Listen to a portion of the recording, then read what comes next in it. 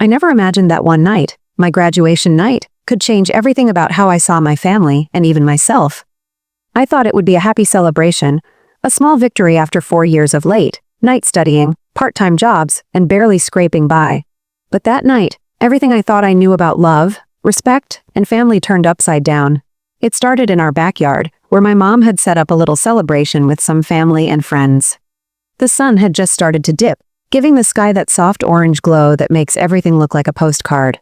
I had my cap and gown on, my hair perfectly straightened, and for a moment, I felt a small flicker of pride. The table was set with my favorite cake. Chocolate with strawberry filling, carefully ordered from a bakery I'd saved up for. I'd been dreaming about this night for months. This was my moment, my achievement, and I wanted my family to see me, not just as their daughter, but as someone who had actually done something worth celebrating. The laughter and chatter filled the backyard as my cousin handed out drinks. My little nephew Max was running around like he always did, full of energy and mischief.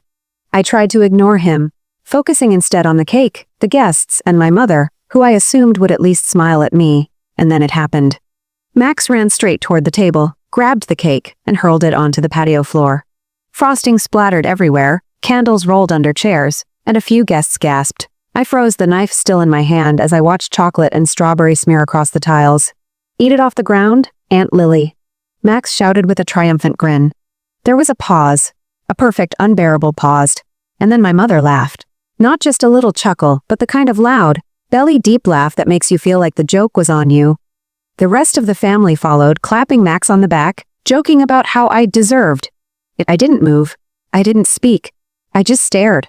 The knife felt heavy in my hand, as if it weighed all the years I'd poured into school, into working jobs I hated, into trying to make people see that I was capable of more than they ever imagined. The laughter kept going, but I felt something inside me snap. It wasn't just the cake. It was the betrayal, the humiliation, the realization that the people I loved most could find joy in seeing me hurt. I excused myself, muttering something about needing air, and stepped out of the backyard into the quiet of the evening. I walked to the side of the house, my hands shaking, my eyes burning with tears I refused to let fall. My chest felt tight, like I was carrying a boulder. And yet, underneath all that hurt, a small, dangerous seed began to grow. An idea that maybe I didn't have to take this. Maybe I didn't have to let this slide and pretend it didn't happen. I thought about the years I had spent bending myself to fit into this family's expectations. I thought about the countless times I had held back, stayed silent, and swallowed my frustration because family comes first. But that night, as I listened to their laughter drifting through the open window, I realized something terrifying and exhilarating. Family doesn't get to dictate my self-worth. They don't get to make me feel small, not anymore. The next morning, I sat at my small kitchen table with a cup of coffee, replaying the scene over and over. Max's smirk. My mother's laugh. My father's awkward glance as if trying to pretend nothing happened. I knew that if I confronted them head-on, it would only lead to more laughter, more excuses, more blame shifting. So I started thinking quietly, carefully, about how I could respond. Not in anger, not in a way that would make me feel guilty, but in a way that would be meaningful. It wasn't about revenge like in the movies, breaking things, yelling, or humiliating them in public. No, this had to be real, subtle.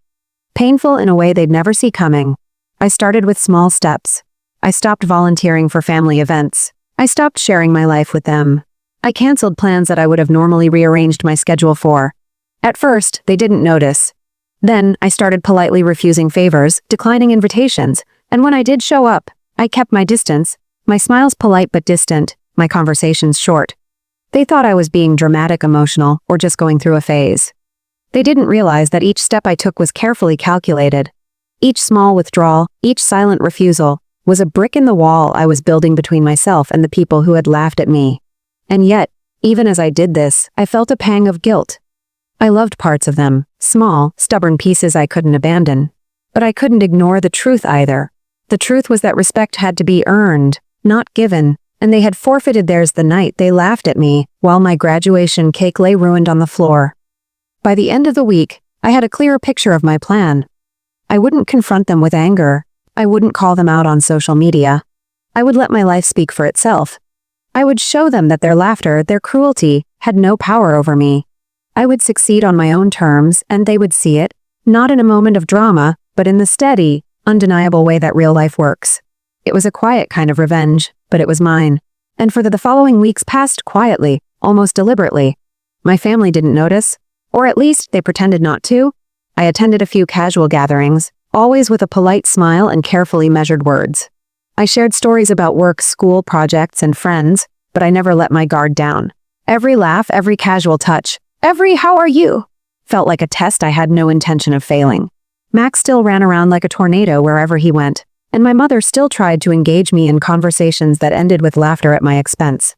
But I had built an invisible wall around myself, one that they couldn't penetrate. At first, my restraint felt awkward. I missed the warmth, the easy familiarity, the kind of love that doesn't ask for perfection. But I knew that if I wanted real respect, I couldn't let nostalgia or guilt weaken me. I had to show them, without saying a word, that my life didn't depend on their approval. Then came the first real opportunity. It was my birthday just a few weeks after graduation. Normally, my family threw a big party with cousins, aunts, uncles, and Max running around like a little whirlwind. This time, I politely declined. "I'm going out for dinner with some friends," I said, casually leaving my mother and the rest to process it. I didn't tell them that I'd rented a small private room at a restaurant downtown, inviting only people who genuinely celebrated me, friends who had been there for the late nights, the breakdowns, the victories. For the first time, the evening was about me, uninterrupted by mockery or judgment. Meanwhile, my absence was noticed at home. My mother called a little strained. "You're really not coming?" she asked. I smiled to myself, answering, "I think I'll pass this year. I just want something low-key." The disappointment in her voice was a quiet, almost imperceptible victory. A few days later, I received a video from a mutual cousin. Max had attempted to recreate the cake incident with his friends at school. They had laughed. Someone had recorded it. My heart skipped a beat, not from fear, but from clarity. The pattern was obvious. Max had learned cruelty from example. And my family, they hadn't stopped it. I didn't confront them. Instead, I decided my revenge wouldn't be about calling out their failures. It would be about success. About proving silently that their laughter couldn't touch me. I started focusing more on myself. I spent late nights applying for internships, updating my resume, networking online. I took courses that added to my skills, learning things I hadn't had time for during college. I joined professional groups and began building a presence on LinkedIn. Every connection, every application, every small success became a brick in the life I was quietly constructing. And slowly, things started to shift. My uncle, who had been the most dismissive, invited me to a casual family dinner. I went politely, keeping my distance and my conversations short. They asked about my job search. I told them casually that I'd received multiple offers and had just accepted a position that aligned perfectly with my career goals. The room went silent. Not awkwardly, but the kind of silence where people realized they underestimated someone they thought they knew. My mother's smile faltered. Max's grin disappeared. Even my usually oblivious father looked at me in a way that seemed new. Respectful, tentative, wary. I kept my tone light, almost breezy, as if nothing mattered. But inside, I felt the satisfaction of control. I wasn't angry. I wasn't vengeful in the dramatic sense. I was simply untouchable, a life built outside their expectations, outside their laughter, outside their cruelty. Weeks turned into months. I moved into my first real apartment, started my job, and began gaining independence. I posted pictures on social media of my small victories. First paycheck, team events, certificates from courses I'd completed. My family noticed, of course. They liked the posts, commented occasionally. But the enthusiasm was forced, almost performative. They realized that the girl they had laughed at, humiliated, and dismissed had grown into someone who didn't need their approval. Then came the real turning point. It was Thanksgiving. I had RSVP'd to the family dinner again. This time I sent a polite message thanking them for the invite. My mother replied with a simple, "We'll miss you," which I realized was tinged with something I hadn't seen before, genuine regret. On that day, I invited my closest friends to my apartment. We cooked together, laughed, shared stories, and toasted to our small victories. I posted a group picture on social media, not out of spite, but out of pride. The subtle message was clear: I could celebrate. I could thrive, I could be happy without them. My mother noticed. My uncle noticed. Max probably noticed too, though he wouldn't understand until much later.